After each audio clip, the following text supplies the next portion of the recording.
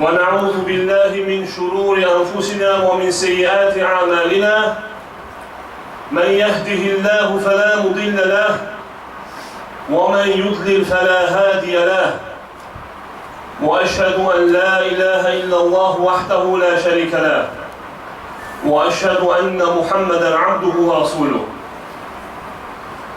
يا أيها الذين آمنوا اتقوا الله حق تقاته ولا تموتن إلا وأنتم مسلمون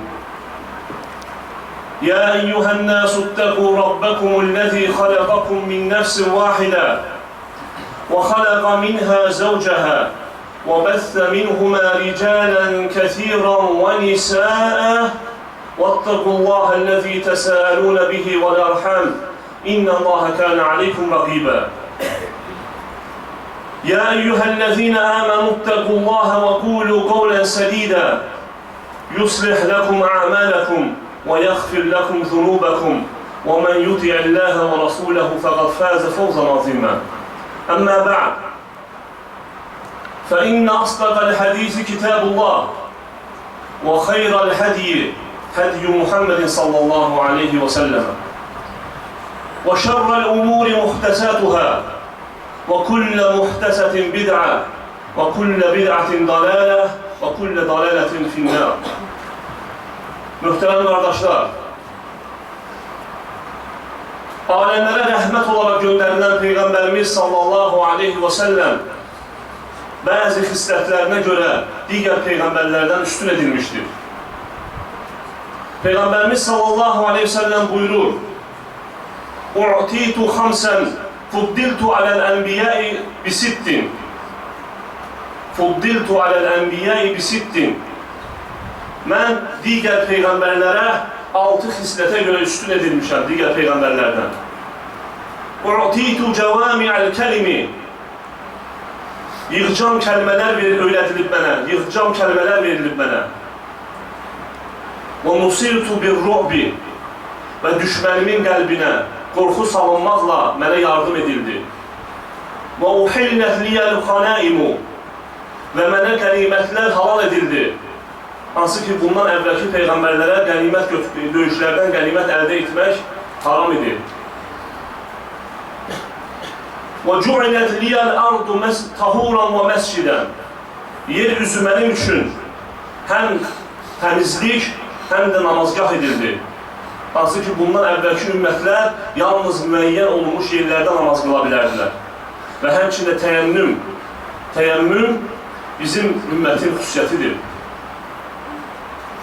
جُعِلَتْ لِيَ الْأَرْضُ طَهُورًا وَمَسْجِدًا وَاُرْسِلْتُ اِلَى النَّاسِ كَافَّةً. Ben bütün insanlara gönderilmişim.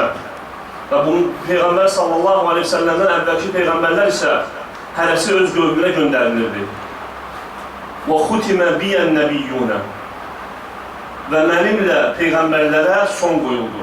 Ve ben sonuncu peygamberim. Ve birinci hislət Peygamberimiz sallallahu aleyhi ve selleme yığcam kelimeler öğretilmiştir. Ve yığcam kelimeler nedir?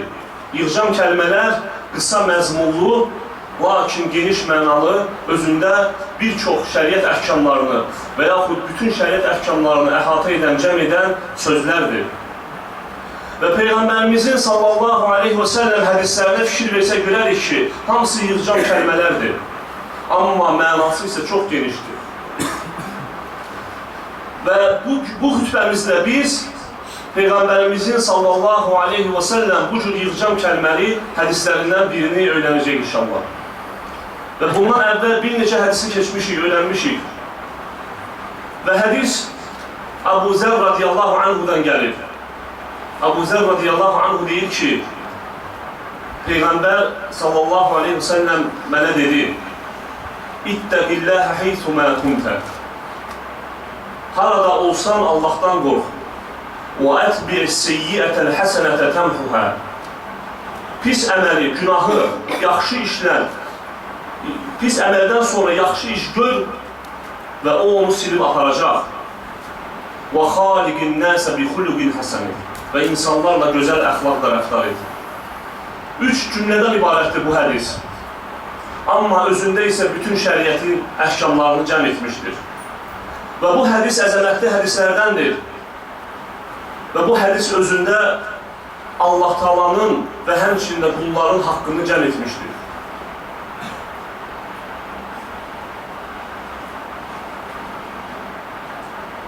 Və bu hədisə oxşar başqa hədislər də var. Məsələn, Əbu Hüreyrədən gələn hədisdə deyir ki, Peyğəmbərimiz sallallahu aleyhi və səlləmdən soruşdu. Ey Allahın elçisi, o hansı əməldir ki, ən çox insanlar o əməli edib cənnətə girəcəklər? Yəni, insanların cənnətə girməsinə səbəb olan, ən çox səbəb olan əməl hansıdır? Və Peyğəmbərimiz sallallahu aleyhi və səlləm buyurdu ki, təqvallahi və husnul xuluq. Allah qorxusu, təqva və həmçində gözəl əxlaq. Və deyir, sonra soruşdum ki, ey Allahın elçisi, bəs insanların cəhənnəmə girməsinə nə səbəb olacaq ən çox? Və dedi ki, Peyğəmbərimiz sallallahu aleyhi ve sellem, əl-fəmu vəl-fərcu, ağız və həmçində övrət yeri. Yəni, insanlar ən çox cəhənnəmə girməklərinə səbəb onların qeybət etmələri və həmçində zina olacaqdır. Və hədisin əvvəlində Peyğəmbərimiz sallallahu aleyhi ve sellem buyurdu ki, İttəqilləh heysu mə kuntə. Harada olursansa ol, Allahdan qorx. Təqvalı ol. Və təqva Allah qorxusu, Allah Taala'nın Quran-ı Kərimdə bizə və bizdən əvvəlkilərə və sonrakılara etdiyi tövsiyəsidir, nəsiyyətidir. Allah Teala Quran-ı Kərimdə buyurur: "Və-laqad vassayna ellezina utul kitaba min qablikum və iyyakum an ittaqullah." Biz sizdən əvvəl kitab verilənlərə də, sizə də Allahdan qorxmağınızı buyurduq. Və həmçində Peyğəmbərimiz sallallahu aleyhi və səlləm də öz səhabələrinə təqvanı nəsiyyət edərdi. Və bir döyüşə əmir seçdikdə və döyüşü göndərdikdə həmən əmiri ilk növbədə təklikdə xüsusi olaraq Allahdan qorxmağa tövsiyə edərdi ona. Və həmçində sahabələr də bir-birlərinə Allahdan qorxmağı tövsiyə edərdilər. Və indi isə görək təqva nədir? Yəni, təqva dedikdə, Allahdan qorx dedikdə nə nəzərdə tutulur? Təqva sözünün hərfi mənası ərəb dilində qorunmaq deməkdir. Yəni, hərfi tərcümə etsək, Allahdan qorun deməkdir. Yaxşı, qul Allahdan necə qoruna bilər? Yəni, Allahdan qorun dedikdə, Allahın əzabından, cəhənnəmdən və həmçində Allahın qəzəbindən qorun nəzərdə tutulur. Və Quran-ı Kərimdə təqva bəzən Allah Taala'ya izafə olunur, yəni nisbət olunur. Məsələn, Allah Taala buyurur ki, "Ya eyyuhellezina amanu ittaqullaha haqqa tuqatihi və la tamutunna illa və entum muslimun." Ey iman gətirənlər, Allahdan layiqincə qorxun və yalnız müsəlman olaraq ölün. Və başqa bir ayədə, "Ya eyyuhellezina amanu ittaqullaha və kunu ma'as-sadiqin." Ey iman gətirənlər, Allahdan qorxun və sadiqlərlə, doğru danışanlarla birlikdə olun. Başqa bir ayədə "Vattaqullaha va'lamu ennakum ilayhi tuhşarun." Allahdan qorxun və bilin ki, onun huzuruna toplanacaqsınız. Və belə olduqda, yəni təqva sözü Allaha izafə olduqda, mənası Allahın əzabından, Allahın qəzəbindən qorxmaq nəzərə tutulur. Qorunmaq nəzərə tutulur. Və həqiqətən də Allahın əzabı, Allahın qəzəbi qorxmağa layiqdir, qorxulmağa layiqdir, qardaşlar. Necə ki, Allah Teala özü Quran-ı Kərimdə buyurur, "Huve ehlul təqva və ehlul məğfirə." Qüdrətindən qorxub çəkinməyə layiq olan da, bağışlanmağa qadir olan da odur. Ənəs ibn Məlik radiyallahu anhu rəvayət etdiyi hədisdə deyir ki, Peyğəmbərimiz sallallahu aleyhi və səlləm bu ayəni belə şərh etdi. Dedi ki, Allah Teala buyurur, "Mən daha haqlıyam ki, mənim əzabımdan qorxub mənə şərik qoşmasınlar və həmçində mənim əzabımdan qorxub mənə şərik qoşmayanı da bağışlamağa qadir olan da mənəm."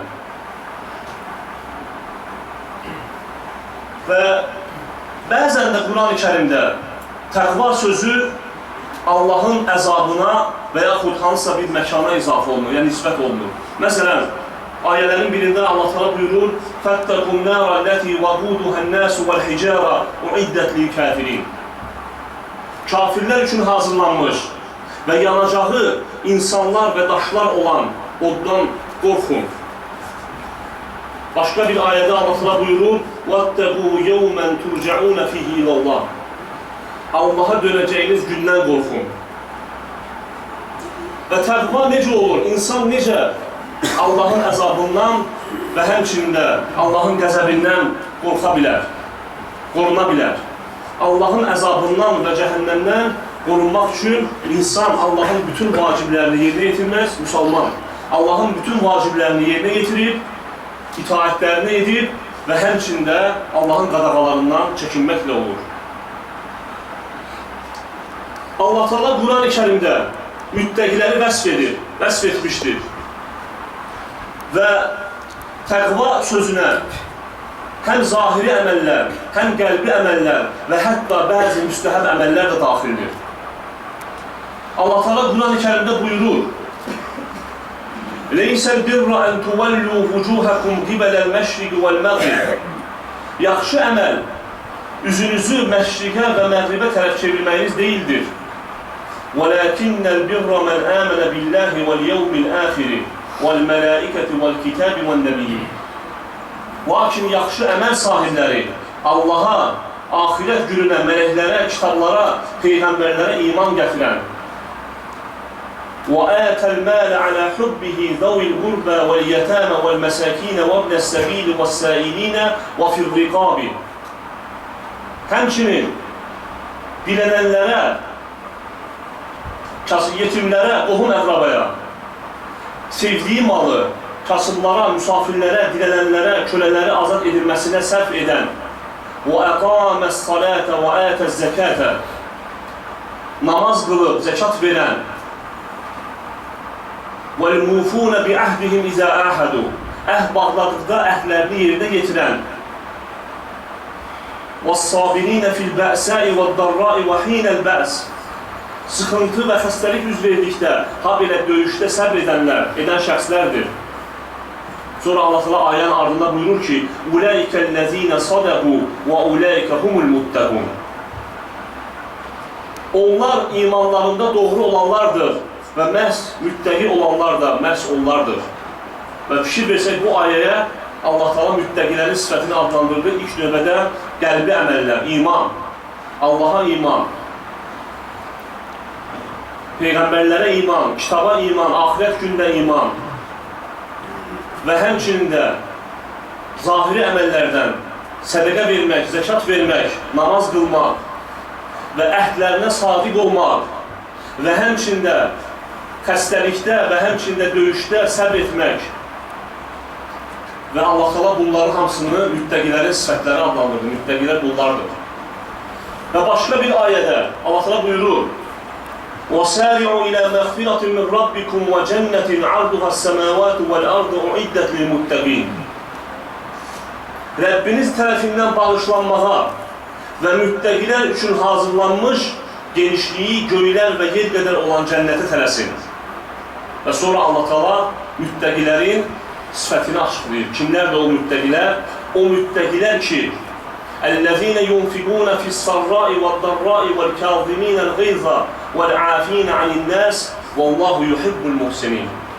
O müttəqilər ki, bolluq zamanı da, qıtlıq zamanı da mallarından Allah yolunda xərcləyər, qəzəblərini boğur və insanları bağışlayarlar. Allah yaxşı iş görənləri sevər.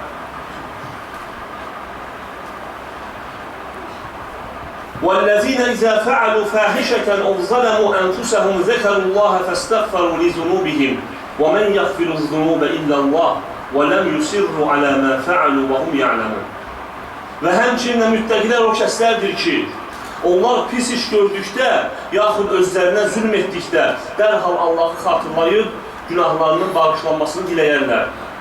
Günahları Allahdan başqa kim bağışlaya bilər? Onlar bilə-bilə etdiklərinə görə israr etməzlər. Fikir verin, bu ayədə isə Allah Teala müttəqilərin sifətlərindən ilk növbədə o kəslər ki, mallarını xərcləyərlər Allah yolunda və insanları bağışlayarlar və hətta əxlaq özü də, əxlaq da təqvaya daxildir, müttəqilərin sifətlərindəndir. və həmçinin də tövbə edənlər, günah etdikdə dərhal tövbə edənlər, bu da müttəqilərin sifətlərindəndir. Və həmçinin də sələflərdən də təqvanın tərifinə bir çox təriflər vermişlər sələflər. Abdullah ibn Abbas deyir, müttəqilər Allahdan və onun əzabından çəkinənlərdir. Həsən el-Bəsri deyir, Allahın onlara haram buyurduqlarından çəkinən və Allahın vaciblərini yerinə yetirənlərdir müttəqilər. Başqa bir sələf deyir, müttəqi xəsis şərikin, öz şərikini hesaba çəkməsindən də daha şiddətli öz nəfslərini hesaba çəkənlərdir. Və Peyğəmbərimiz sallallahu aleyhi ve sellem hədisdə buyurdu ki, İttəqilləhə heysu mə kuntə. Harada olursansa ol, Allahdan qorx. Yəni Peyğəmbərimiz sallallahu aleyhi ve sellem buyurur ki, hər bir yerdə, hər bir halında İstəyərsən təklikdə ol, istəsən insanların içində, kasıblıqda, varlılıqda, varlı olanda da, xəstə olanda da, sağlam olanda da, bax bu sifətlərə malik ol, bu sifətlərlə müsəlman gələk sifətlənsin.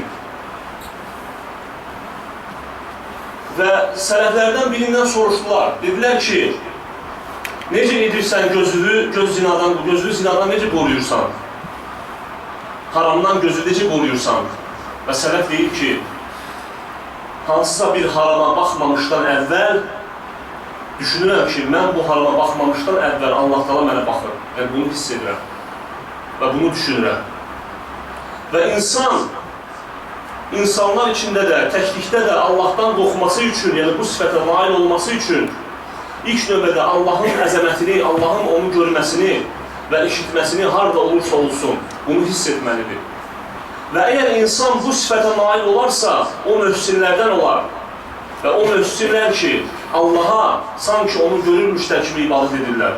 Halbuki onlar Allahı görməsələr də Allah onları görür. Və Əbu Dərdə deyir, sizlərdən biri insanların qəlblərinin onu lənətlənməsindən qorxsun. Təklikdə qalanda günahlar edər. Allah da insanların qəlbində ona qarşı nifrət oyadar. Süleyman Ət-Teymi deyir, insan gizlində günah edər. Səhəri gün isə oyanar və bu günahın zilləti, yəni əsəri onun üzündə görünər.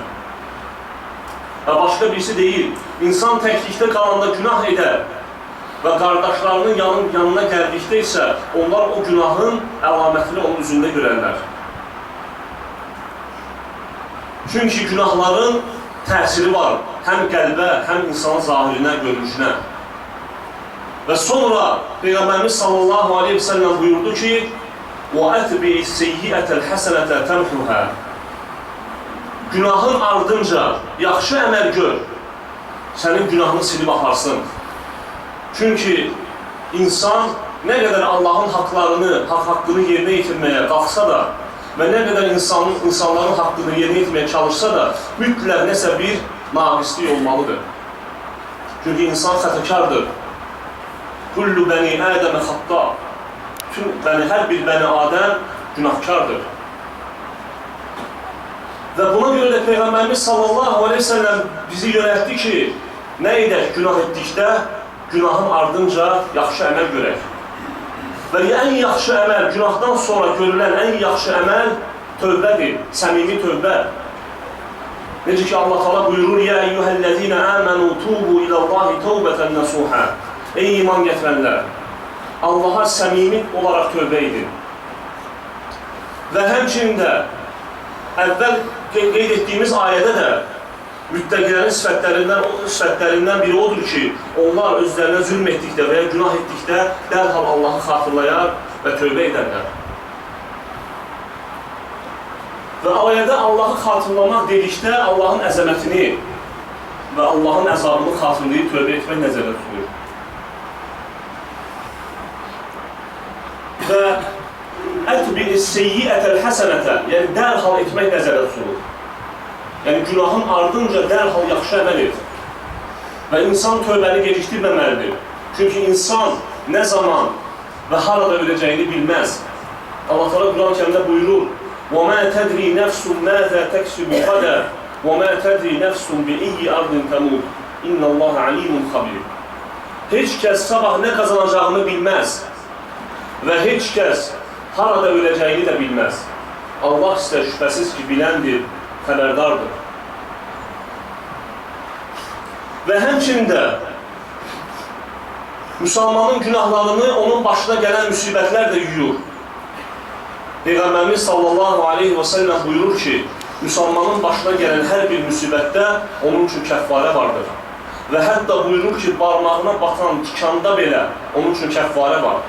Və həmçinin də 5 vaxt namaz, cümədən cüməyə, Ramazandan Ramazana, həcdən həcə, ümrədən ümrəyə, bu cür əməllər Allahın rəhmətidir ki, bizim günahlarımız silinsin. Və sonra Peyğəmbərimiz sallallahu aleyhi və səlləm buyurdu ki, xaliqin nəsə bi xulluqin həsən. İnsanlarla gözəl əxlaqla rəftar et. Bayaq qeyd etdiyimiz kimi, əslində gözəl əxlaq təqvaya daxildir. Amma niyə görə Peyğəmbərimiz sallallahu aleyhi və səlləm onu xüsusilə qeyd elədi? Çünki insanlar elə bilməsinlər ki, təqva yalnız Allahın haqqıdır. Ancaq Allahın haqqını yerinə yetirməklə kifayətlənməkdir. Təqva həmçinin insanların da haqqını yerinə yetirməkdir. Və gözəl əxlaqın əsli nədir? İnsanlarla gözəl rəftar etmək, insanlara əziyyət verməmək, insanlara əziyyət verməkdən çəkinmək və həmçinin də insanların əziyyətlərinə səbr etmək və onların əziyyətlərini əfv və bağışlanma ilə qarşılamaqdır. Budur gözəl əxlaq və həmçinin də güləriz olmaq. Və bəzi qardaşlar var, görürsən ki, maşallah əməllərdə Allahın haqqını bacardıqları qədər yerinə yetirirlər, namaz qılır, məscidlərdə birinci səhvdədir həmişə. Amma insanların haqqına gələndə isə görürsən ki, insanların haqqını ödəmir. İnsanlarla kobud rəftar edir və ya bu kimisə haqqını yiyir. Və bu qardaşlar bilməlidir ki, yəni təqva həm Allahın haqqı, həm də qulların haqqıdır. Və məhz bu zaman insan kamil müttəqi olur. Və gözəl əxlaq elə bir əməldir ki, gözəl əxlaq qiyamət günü tərəzidə ən ağır gələn əməllərdəndir. Və Peyğəmbərimiz sallallahu aleyhi və səlləmə ən yaxın olanlar da gözəl əxlaq sahibləri olacaq. Və həmçində bayaq qeyd etdiyimiz kimi, insanların cənnətə girməyinə səbəb olan ən çox əməllərdən ən çox əxlaq olacaqdır.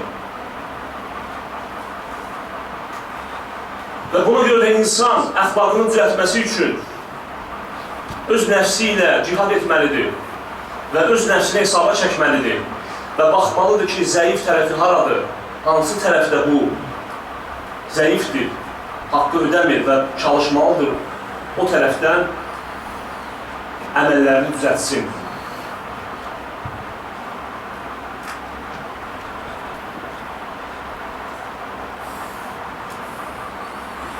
Və yenə də qeyd edirəm, qardaşlar, gözəl əxlaqın Allah qatında həqiqətən də böyük yeri var. Təəssüf ki, bəzi qardaşlar bu məsələdə səhlənkarlıq edirlər. Və gözəl əxlaqın əqidə ilə birbaşa əlaqəsi var.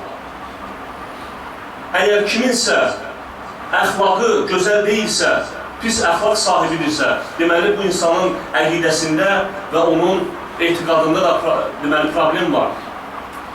Peyğəmbərimiz sallallahu aleyhi və səlləmə baxsaq görərik ki, Peyğəmbərimiz sallallahu aleyhi və səlləm çox gözəl əxlaq sahibi olub. Bu onun nədən irəli gəlirdi? Düzgün etiqaddan, əqidədən. Çünki düzgün əqidə, düzgün etiqad gözəl əxlaqlı olmağı tələb edir. Və əgər kimsə pis əxlaq sahibidirsə, demək olmaz ki, onun əxlaqı, onun əqidəsi düzgündür. Gözəl əxlaq, düzgün əqidə ilk növbədə gözəl əxlaqlı olmağı tələb edir. Barakallahu li və lakum fil Qur'ani azim və nəf'ani və iyyəkum bima fihi minəl əyəti vəl hikmə. أقول قولي هذا وأستغفر الله لي ولكم ولسائر المسلمين من كل ذنب فاستغفروه إنه هو الغفور الرحيم.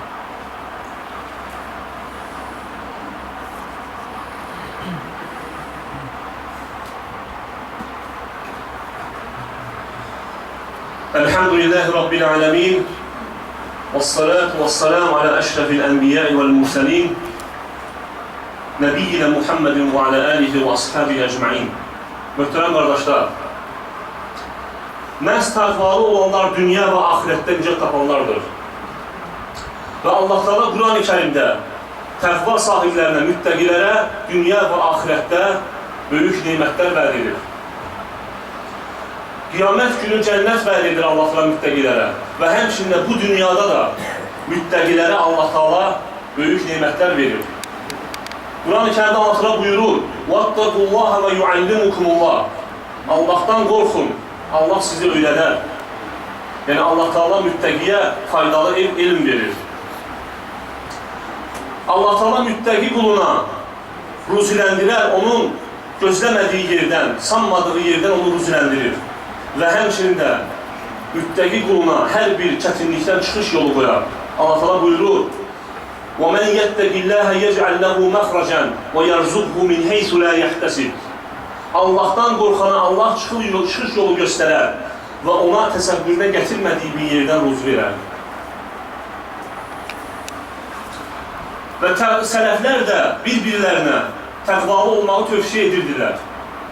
Və məsələn, Ömər ibn Abdüləziz rahiməhullah öz əyyanlarından birinə yazan məktubda deyir: sənə təqvalı olmağı tövsiyə edirəm. Bil ki, Allah Teala yalnız müttəqilərdən əməllərini qəbul edir.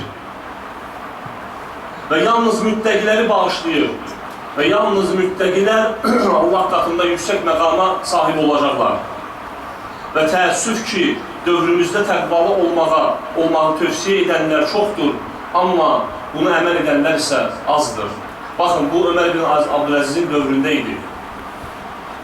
Və Allahdan istəyirəm ki, Allah Teala bizi təqvalı qullarından etsin. Amin. Və Allah bizim əməllərimizi qəbul etsin. Amin. Allah Teala bizi əməllərimizdə ixlasla ruziləndirsin. Amin. Və Allah Teala bizim xalqa hidayət versin. Amin. Və o qardaşlar ki, əziyyət çəkirlər, xəstədirlər, Allah onlara şəfa versin. Amin. Və Allah Teala dünyanın hər yerində əziyyət çəkən müsəlmanlara kömək olsun. Amin. İbadallah, إن الله يأمر بالعدل والإحسان وإيتاء ذي القربى وينهى عن الفحشاء والمنكر والبغي يعظكم لعلكم تذكرون فاذكروا الله العظيم الجليل يذكركم واشكروه على نعمه يزدكم ولذكر الله أكبر والله يعلم ما تصنعون